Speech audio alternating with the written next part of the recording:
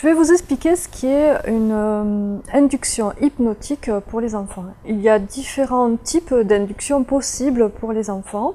Ce sont toujours des inductions très simples et très rapides qui sont propices au jeu, car les enfants aiment bien tout ce qui est ludicité. Ils prennent beaucoup de plaisir à expérimenter des techniques parfois complexes pour vous, qui seront pour lui simplement des façons de jouer, tout simplement. Donc il y a une technique qui est très intéressante, c'est la technique de la pièce de 2 €. Voilà. Donc vous allez placer entre les doigts de l'enfant de cette façon-là une pièce de 2 €, parce que ça commence à avoir de la valeur quand même pour un enfant, 2 €, et l'enfant va tenir de cette façon-là la pièce entre ses doigts. Et pour lui, le challenge, ça sera de, à un moment donné, pouvoir lâcher cette pièce et pouvoir savoir où cette pièce a pu se cacher une fois qu'elle sera tombée.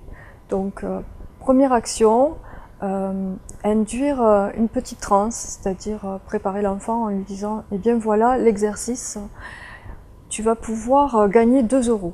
Donc tu vas tenir la pièce de cette façon-là, et je vais te parler, et à un moment donné, tu auras envie de fermer les yeux, et tu auras envie d'aller dans une sorte de sommeil qui va t'amener à lâcher cette pièce. Tu sais, des fois, tu vas lui dire, quand tu t'endors, tu vas lâcher ce que tu tiens dans la main, et là, tu vas lâcher la pièce. Donc ferme les yeux. Très bien. Et là, vous lui racontez une histoire d'endormissement, par exemple.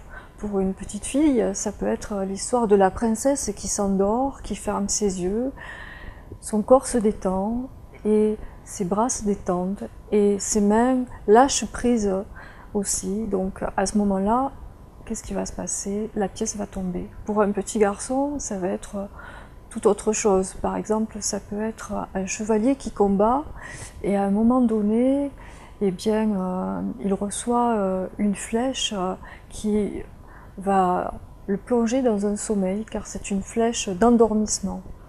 Et là, forcément, il s'endort. Qu'est-ce qui se passe? Il lâche la pièce parce qu'il dort.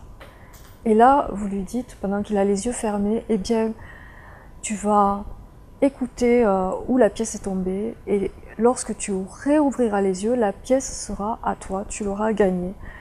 Donc les avantages de cette technique-là, c'est que le petit enfant va pouvoir rester longtemps les yeux fermés parce qu'il sera focusé sur l'endroit de la pièce qui est tombée dans votre pièce, dans votre cabinet.